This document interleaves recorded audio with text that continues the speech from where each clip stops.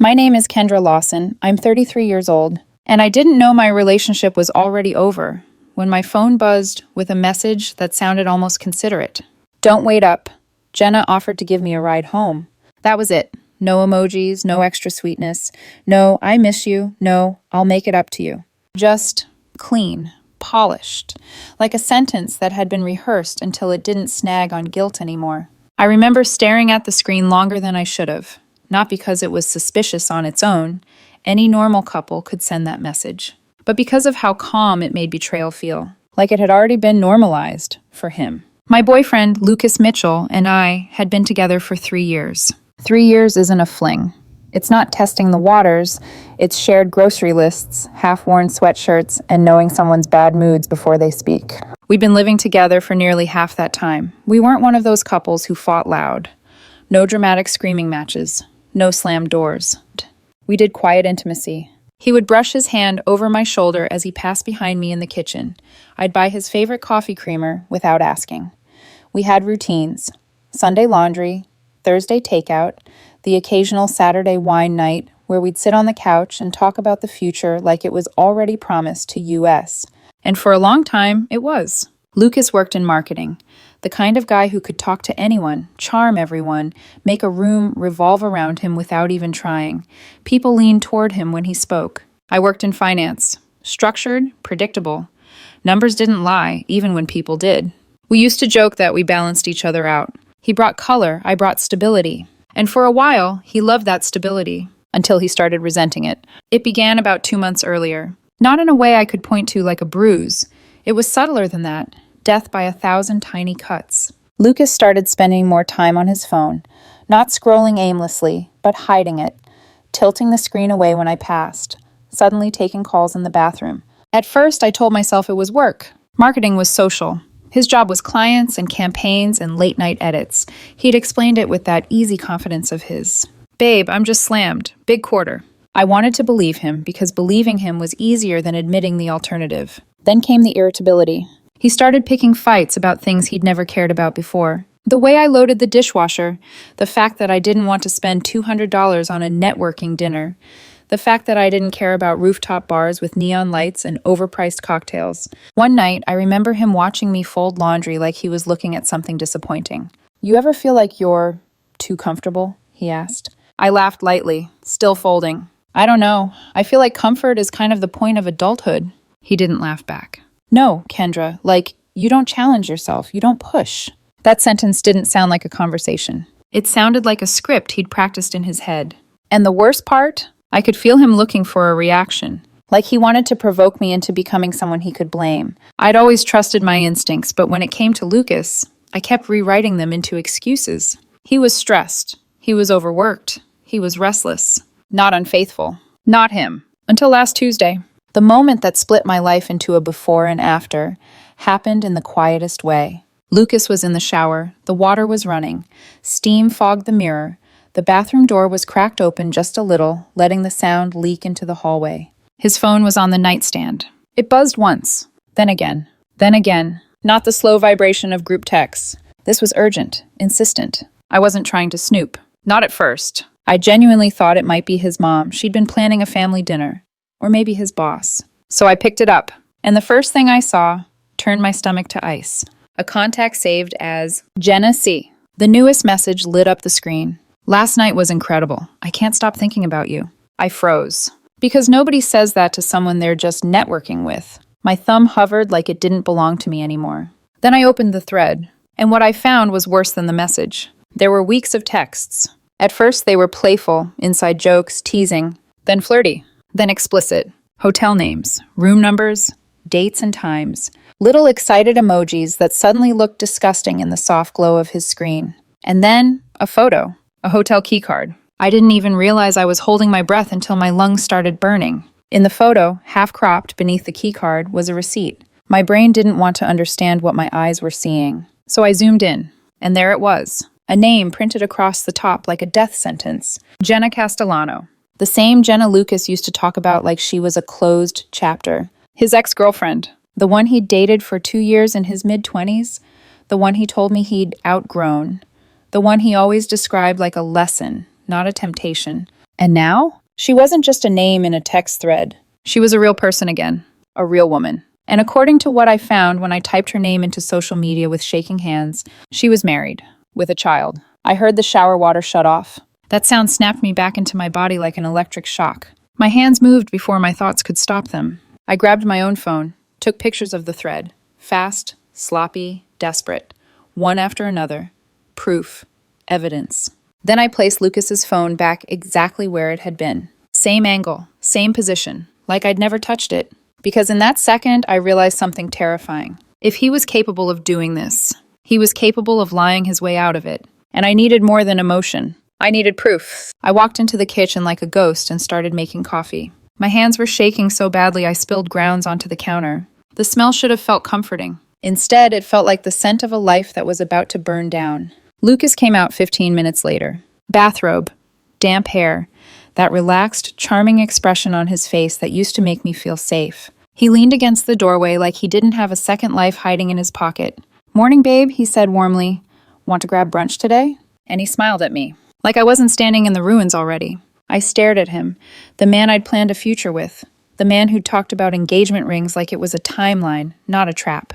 And the craziest part? I heard my own voice answer before I fully understood I was speaking. "Sure," I said, "brunch sounds good." Because I wasn't ready to confront him yet. Not until I knew exactly how deep the betrayal went. Not until I had enough evidence that he couldn't twist it into "you're paranoid" or "you're insecure" or "you're overreacting."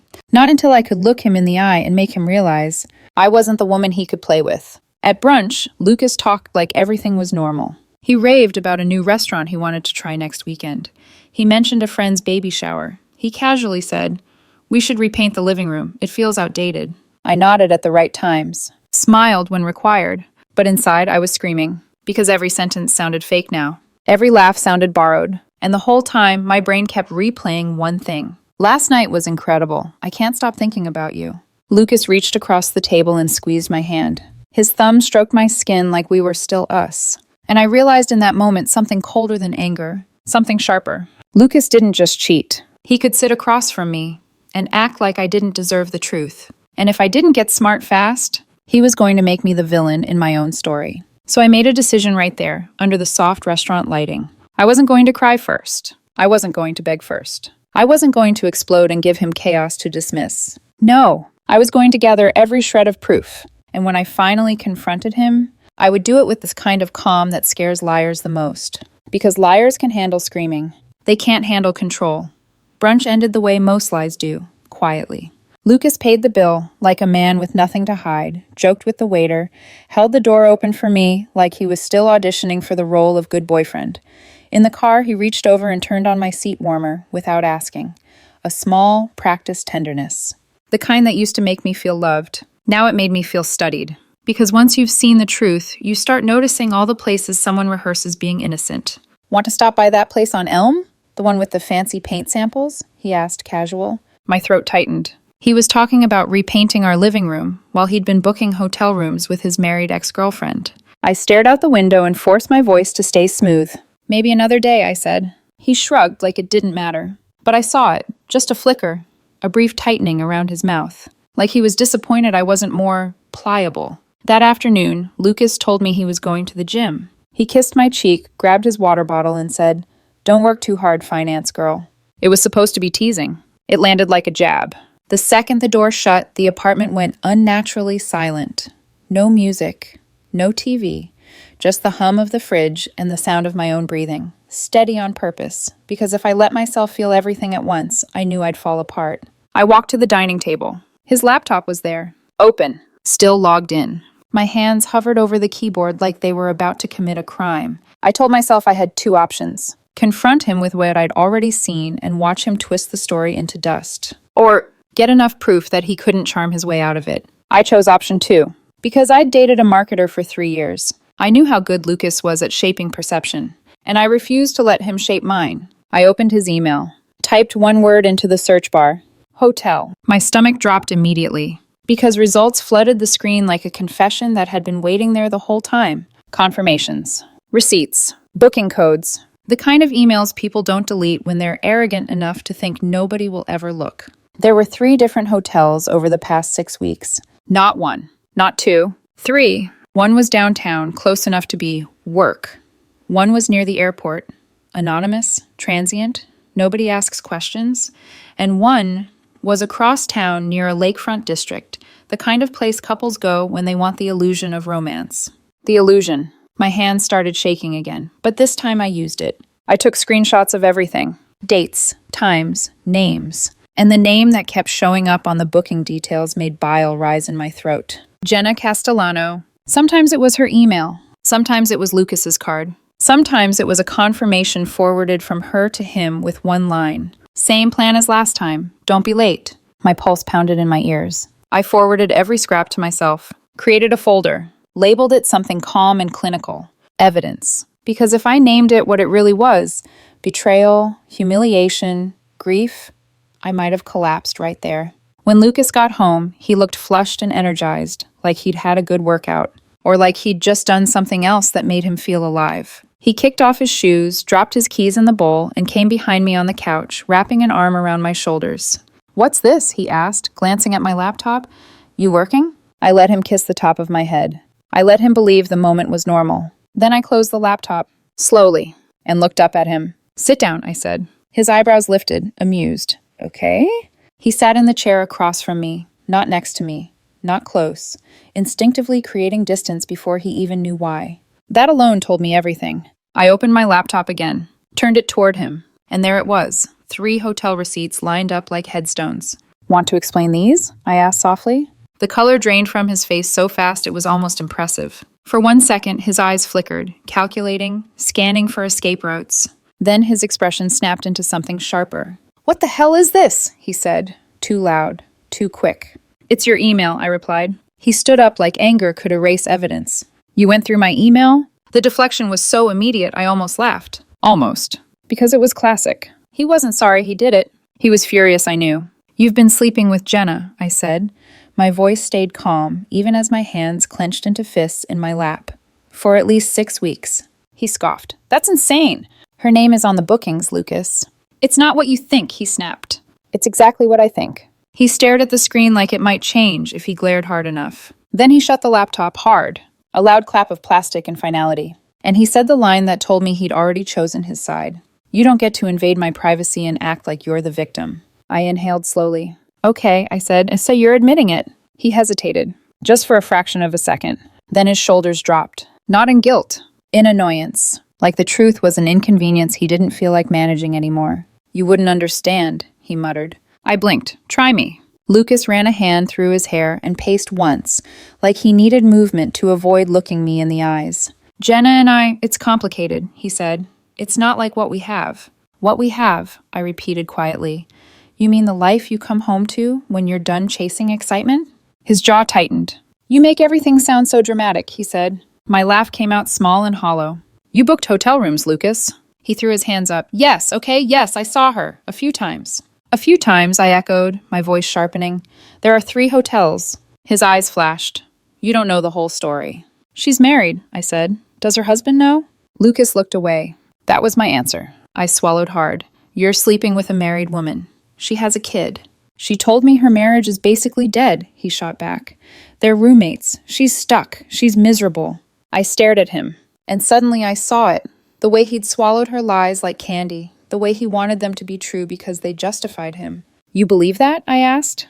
"Because it feels real," he snapped. "It feels alive. It feels—" He cut himself off, like he didn't want to say the next part out loud. So I said it for him. "It feels more exciting than me." His silence was a confession. And then he did what he always did when he was cornered. He went for my identity. My worth. The parts of me I'd built my whole life around. "You know what, Kendra," he said, voice turning cold. "Maybe this is for the best." I sat very still. He pointed at me like he was delivering a verdict. "You and I aren't right. You're too rigid, too controlled. You don't take risks. You don't know how to be a real partner." My fingers curled. "A real partner?" I repeated. He leaned in, eyes bright with something cruel. "You'd make a terrible wife," he said. "You don't have what real women have." The room went silent. Even the fridge hum felt distant, because I wasn't hearing my boyfriend anymore. I was hearing a man who'd been resentful for a long time. A man who wanted to punish me for being steady, because steady didn't feed his ego the way chaos did. For a moment, I couldn't move. Not because I believed him, but because I realized he'd been storing that insult like a weapon, waiting for the right moment to stab. I stood, slowly, and when I spoke, my voice didn't shake. "Get out," I said. Lucas blinked. "What?" "We're done," I said. "Pack your stuff." His mouth twisted. He laughed, short and sharp, like I'd said something adorable. "Kendra," he said, "I live here." I held his gaze. "And so do I." His expression changed. A quick flicker of panic, then control returned. "The lease is in my name," he said. "You're not on it." My heart lurched, but I didn't let it show. He took a step closer, lowering his voice like a threat wrapped in reason. "I want you gone by tomorrow." There it was. Not just betrayal. A power play. He wanted to cheat, insult me, and then evict me like I was disposable. I stared at him for a long moment. Then I nodded once. "Fine," I said quietly. His brows lifted, surprised. "Fine?" I walked past him to the bedroom, opened a drawer, and pulled out a suitcase. Not because I was surrendering, because I was planning. If Lucas wanted to play this like a war, I wasn't going to fight with tears. I was going to fight with consequences. That night, in a hotel room paid for with my own card, I sat on the bed with my laptop open and typed one name into the search bar. Jenna Castellano. I found her in seconds. Smiling family photos, a carefully curated life, a husband tagged in holiday posts, a child in matching pajamas. It looked warm. It looked real. And it looked like a lie she'd been living inside while my boyfriend helped her destroy it. I printed the receipts. All of them! I wrote a note in handwriting so steady it scared me. "You deserve the truth before she lies again." I stared at the envelope for a long time, because once you send something like that, you can't undo it. And yet I felt something settle in my chest. Not revenge, not rage, something cleaner. Justice. The next morning, I walked to the mailbox and let the envelope fall into the slot. It made a soft sound when it landed. Small. Final. And as I turned away, my phone buzzed. A text from Lucas. "We'll talk when you calm down." I smiled, because he still didn't understand. I wasn't worked up. I was awake. And soon, so would everyone else be. The morning after I mailed the envelope, I woke up the way you do after a car accident. Not in pain exactly, just stunned. Like my body had survived something my mind still refused to name. The hotel room was too quiet. The curtains didn't quite block the light, so the sunrise cut a pale stripe across the carpet. My phone sat on the nightstand, face down, like even it was ashamed of what it was about to deliver. I told myself I'd done the right thing. I told myself Jenna's husband deserved the truth. I told myself this was about integrity, not vengeance. And I meant it. But there's a difference between knowing you're right and being ready for the chaos that rightness can unleash. My phone lit up at 8:13 a.m. Unknown number. I ignored it. It rang again. Then again. Then came the texts. Rapid, staccato bursts. "Who do you think you are?" "Answer the phone. You just ruined everything." I stared at the screen, my pulse steady in a way that surprised me. Because for weeks, maybe months, Lucas had been the one controlling the emotional temperature of our life. He decided when we were fine. He decided when I was too sensitive. He decided what reality was allowed to exist. Now, he was the one spiraling. And I realized something bitterly satisfying. Truth does that to people who survive on secrets. It makes them loud. It makes them sloppy. It makes them show their teeth. The phone rang again. This time the number was familiar. Lucas. I answered without greeting. "What?" I said. His voice exploded through the speaker, raw and frantic. "What the hell did you do, Kendra?" I held the phone away from my ear for a second, then brought it back, calm as ice. "I'm not sure what you mean." Don't get me wrong. I knew exactly what he meant. But I wasn't going to hand him the satisfaction of watching me flinch. "You know exactly what I mean," he shouted. "Jenna's husband, Derek, he got something in the mail. He's losing his mind. He's threatening lawyers, custody, everything." I stared at the thin hotel blanket across my lap like it deserved my attention more than he did. "Sounds serious," I said. "Kendra!" Lucas snapped my name like it was a leash. "Why would you do that?" I exhaled slowly. "Because he had a right to know." "You did it to punish me," he hissed. I almost laughed. "You punished yourself," I said. "I just stopped protecting you from the consequences." There was a sharp silence on the other end, like he'd expected me to fold into guilt. Instead, he came back with rage. "You're vindictive," he spat. "Petty. This is insane behavior." I leaned back against the headboard, feeling strangely clear. "You called me a terrible wife," I reminded him. "You tried to throw me out like trash. And you want to lecture me about morals?" His breathing was heavy, furious. Then his voice dropped, dangerously controlled. "Derek is coming after her," he said. "And if she goes down, Kendra, she's taking people with her." My stomach tightened slightly at that. Not fear, recognition. Threats dressed as warnings. Lucas didn't sound worried about a child, or a marriage, or the wreckage. He sounded worried about fallout, about the circle of friends, the professional overlap, the curated reputation. The story. I lowered my voice. Then you should have thought about that before you climbed into a hotel bed, I said. Kendra! I ended the call, blocked his number, and sat in silence, phone still warm in my hand. My chest didn't tighten the way I expected. If anything, something inside me loosened, because he'd confirmed it. He wasn't sorry. He was scared. At 9:02 a.m., another call came through. Another unknown number. I didn't answer. A voicemail appeared seconds later. The transcription popped up across the screen. You ruined my life. My mouth went dry. Then another text came in, from the same unknown number. You think you're some hero? You're just bitter. You'll always be boring. Jenna. Even without her name on the number, I knew. The cruelty was too familiar, because it sounded like Lucas's insults, like they'd been comparing notes. I didn't reply. What do you say to a woman who's sleeping with your boyfriend while married and still believes she's the victim? You say nothing.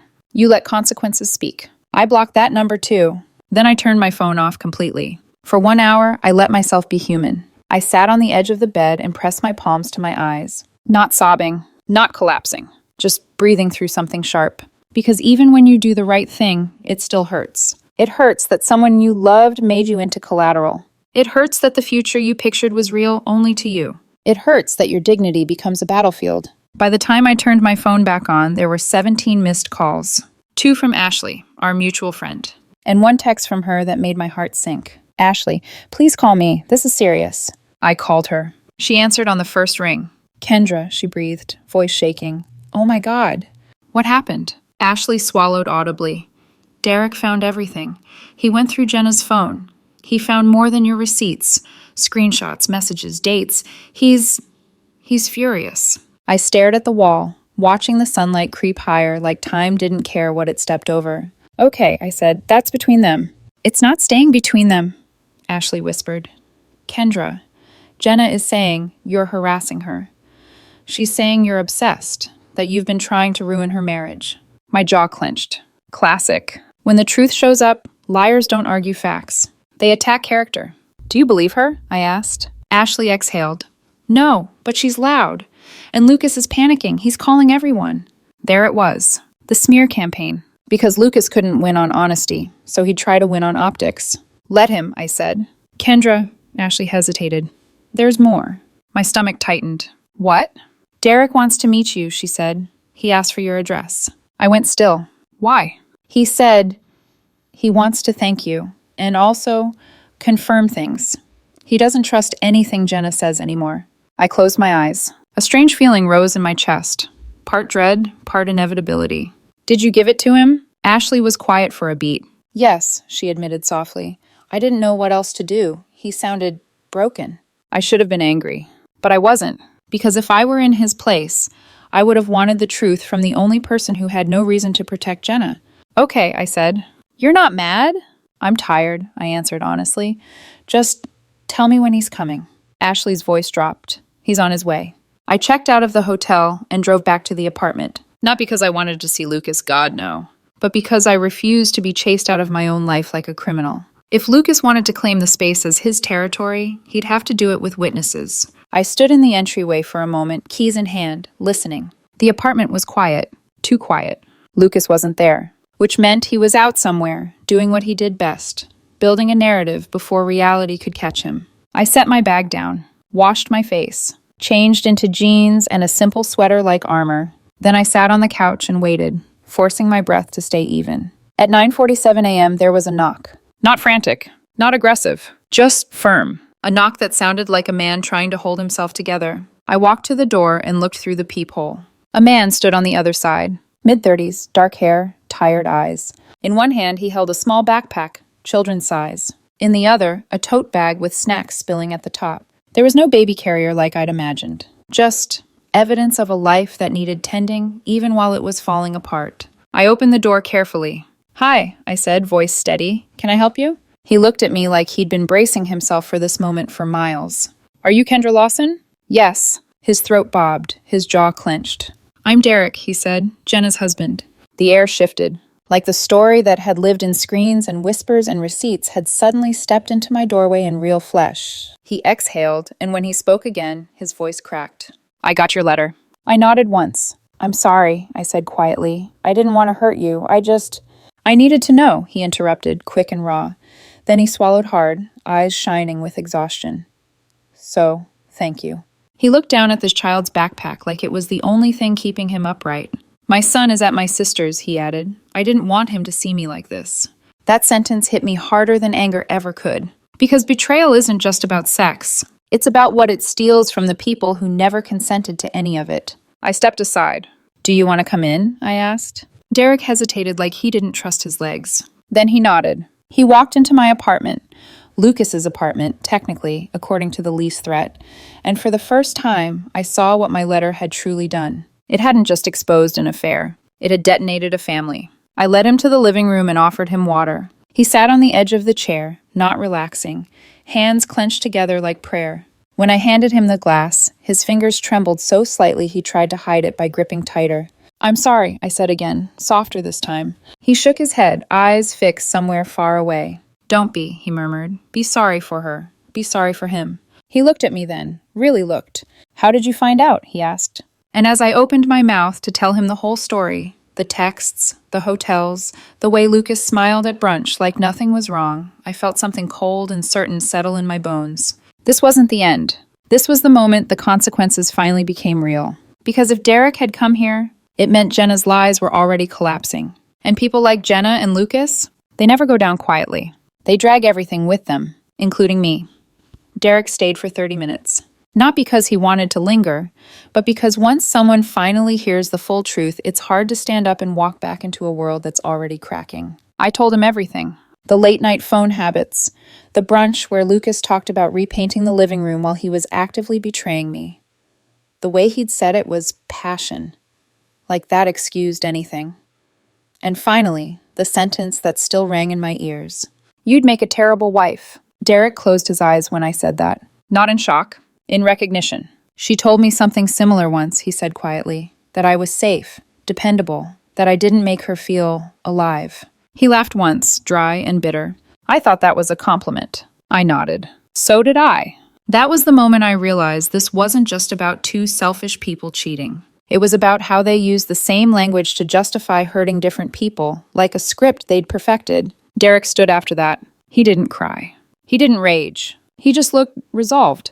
I've already spoken to a lawyer, he said. I'm filing this week. Full custody request, asset freeze, everything. I met his eyes. Good. He hesitated at the door, hand on the knob.